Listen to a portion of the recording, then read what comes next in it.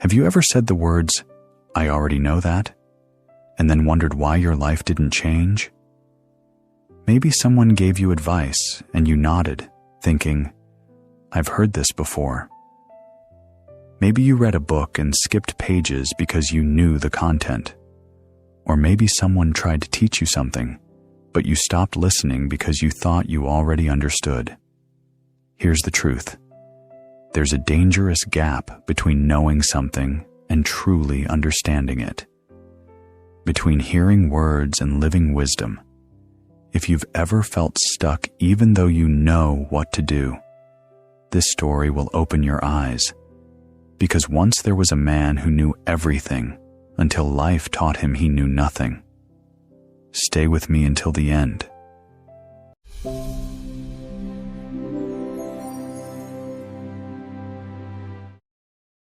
In a kingdom famous for its scholars and libraries, there lived a young man named Mark. At 25 years old, Mark had read more books than men twice his age. He could quote philosophers, recite poetry, debate theology, and explain complex theories with impressive clarity. Everyone in his city knew Mark as the scholar. But there was something else they knew about him, something they whispered when he left the room. Mark knows everything, except how to listen. When people spoke, Mark would nod impatiently, waiting for his turn to speak. When teachers offered wisdom, he would interrupt. Yes, I already know that. I read about it in... When elders shared life lessons, he would smile politely and think to himself, "Old stories. I've heard them all before." His mother would say gently, "My son, knowing the name of the river doesn't mean you understand the water." But Mark would wave his hand dismissively. "Mother, I've read 17 books about rivers. I understand perfectly." The truth was, Mark's life was empty. Despite all his knowledge, he had no peace. Despite reading about friendship, he had no real friends. People found him exhausting. Despite studying happiness, he woke up every morning feeling hollow. But he couldn't see the connection. He thought, "I just need to read more, learn more, know more." He didn't realize that his 4 favorite words, "I already know that," were building a prison around his heart. One autumn day, Mark heard about a master gardener who lived at the edge of the kingdom. People said this gardener could make flowers bloom in winter and teach trees to bear fruit out of season. Mark scoffed. "Superstition, I've read about horticulture. I know the principles." But curiosity won. He decided to visit. Not to learn, but to prove that this master was just another ordinary man with an undeserved reputation. He found the master in a simple garden, kneeling beside a small pond, arranging stones. "Master," Mark called out, "I've heard people say you can teach trees to grow. I've studied botany extensively. Perhaps I could share some insights with you." The old master looked up and smiled. "Would you like some tea?" Mark frowned. "I didn't come for tea. I came to discuss gardening techniques. You see, I've read..." "Come," the master interrupted gently. "Sit." Reluctantly, Mark sat. The master poured tea into Mark's cup and kept pouring. The tea reached the rim. The master kept pouring. Tea spilled onto the table. The master kept pouring. Tea flowed onto the ground. "Stop!" Mark jumped up. "The cup is full. It can't hold any more." The master set down the teapot and looked at Mark with kind, knowing eyes. "Yes," he said softly, "just like your mind." The words struck Mark like a physical blow. What do you mean?" The master gestured to the overflowing cup. "You came here full of knowledge, full of books, full of I already know. How can I pour anything new into a cup that's already overflowing?" For the first time in years, Mark had no response. Something inside him cracked open. But I've studied so much. I know so many things. The master smiled sadly. You know about many things, but do you understand any of them? Mark stood there, tea dripping from the table, feeling something he hadn't felt since childhood, confusion, uncertainty, and beneath it all, a terrible fear that he had wasted years learning without understanding. Teach me, he whispered. Please. The master nodded. First, you must empty your cup. The master stood and led Mark through his garden. I will show you 3 gardens, he said. Each will teach you the difference between knowing and understanding. They stopped at the first garden. Beautiful stone markers, perfect labels, detailed diagrams carved into wood. This, said the master, is the garden of knowledge. See how organized it is? Every plant labeled, every fact recorded. I could tell you about each flower without ever touching the soil. Mark nodded eagerly. Yes, this is excellent. Documentation, classification, theoretical understanding, the master interrupted. Look closer. Mark looked. The plants were dying. Despite all the labels and knowledge, nothing was truly thriving. Knowledge alone, the master said, is beautiful but dead, like flowers pressed in books, perfect but lifeless. They moved to the second garden, a chaotic mess of activity, tools everywhere, constant digging, replanting, frantic motion. This, said the master, is the garden of doing. Watch. A young apprentice rushed past, frantically moving plants from one spot to another, digging holes, watering randomly. He works hard, Mark observed. Yes, but without understanding why. He copies techniques, but doesn't grasp the principles. He's busy, but the garden doesn't grow because his actions lack wisdom. Finally, they reached the third garden. Mark gasped. It was magnificent. Every plant thrived. Colors bloomed in impossible harmony. The air itself seemed alive. This, the master said, is the garden of understanding. Here, knowledge meets practice. Theory becomes experience. Knowing transforms into being. The master knelt and picked up a handful of soil. Mark, let me ask you, do you know what soil is made of? Of course, Mark answered. Minerals, organic matter, water, air, decomposed. Stop. The master held up his hand. You know the words. Now close your eyes and put your hands in the soil. Hesitantly, Mark obeyed. His fingers sank into the cool earth. Feel it, the master said. Not with your mind, with your hands, with your heart. What does the soil tell you? Mark wanted to recite facts, but something made him pause.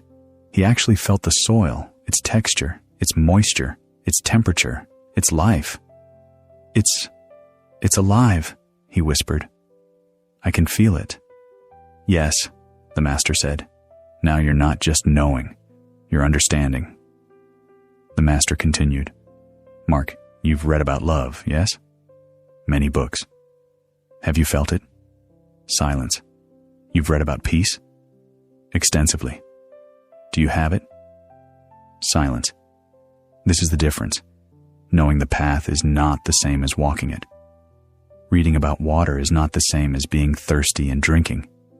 You can know everything about fire and still freeze to death.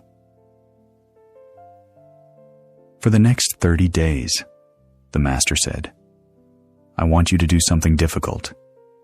Every time you hear a teaching, even one you've heard before, I want you to stop saying, I already know that. Instead, ask yourself, do I live this? Have I truly understood this? Or have I just collected it like a stone in my pocket? He looked directly at Mark. Empty your cup, Mark, not to pour out the knowledge, but to transform it into wisdom. Mark returned home that evening and did something he hadn't done in years. He admitted he didn't understand. The next day, a neighbor gave him advice about patience. His first instinct was to say, "I've read Seneca. I know about patience."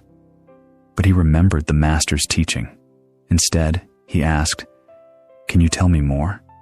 How do you practice this?" Day by day, something shifted. He reread books he thought he knew, but this time, he didn't just collect information. He tried to apply one principle at a time. Just one. When he read about gratitude, he didn't move on to the next chapter. He spent a week practicing gratitude before reading further. When an elder shared a story he'd heard before, he didn't interrupt. He listened as if hearing it for the first time, and discovered layers he'd missed. Weeks passed. People noticed the change. Mark asked more questions than he gave answers. He listened more than he spoke. He admitted when he didn't understand. And something miraculous happened. He began to actually feel peace. Not just know about it, feel it. He began to have real conversations. Not debates, not lectures, real connection. One day, a young student approached him. "Mark, I've read 12 books about meditation, but I still can't calm my mind. Can you help?" The old Mark would have said, "Well, according to Buddhist philosophy and contemporary neuroscience," but the new Mark paused. "I'm learning about meditation too," he said honestly. "Let's practice together. What I've discovered is that knowing the techniques and actually sitting in silence are very different things." The student's eyes lit up. Someone finally understood his struggle. 30 days later, Mark returned to the master's garden. The master was kneeling by the same pond, arranging stones. "Master," Mark said, "I understand now. I thought knowledge was power, but wisdom is power, and wisdom only comes when knowledge meets experience, when theory becomes practice, when I know becomes I am." The master smiled. "Now, would you like some tea?" Mark laughed, really laughed. "Yes, please. And this time, my cup is empty." My friend, Mark's story is your story. It's my story. We live in a world drowning in information but starving for wisdom. How many of us have said, "I already know that," when hearing advice about exercise, relationships, money management, or personal growth? We know we should eat healthy. We know we should be patient. We know we should save money. But knowledge without application is just entertainment. Here's the truth that will change everything. The beginner who applies one principle is wiser than the expert who knows 1,000 but lives none. So I want you to try something for the next 7 days. First, when you hear advice, even advice you've heard before, don't say, "I already know that." Ask instead, "Am I living this? Do I truly understand this, or have I just collected it?" Second, choose one thing you know you should do, just one, and for 7 days, actually do it. Not perfectly, just consistently. Maybe you know you should be grateful. Practice it for 7 days. Maybe you know you should exercise. Do it for 7 days. Maybe you know you should call your mother. Call her for 7 days. Third, practice beginner's mind. Even in things you're experienced in, approach them as if learning for the first time. You'll be amazed at what you discover. Because here's what happens when you empty your cup. Suddenly, the same teachings you've heard 100 times will pierce your heart. The same advice that once bored you will transform your life. The same wisdom you thought you knew will finally become part of who you are. You are not missing information. You're missing transformation. And transformation only happens when knowledge stops being something you carry and becomes something you embody. If this story made you realize there's a gap between what you know and how you live, share it with someone who needs this reminder. We all do. Drop a comment. What's one thing you know you should do but haven't been doing? Let's hold each other accountable to move from knowing to being. I'll be back with another story to help you grow. Until then, remember, empty your cup, not to lose knowledge, but to transform it into wisdom. The wisest person in the room is not the one who knows the most. It's the one who listens the most.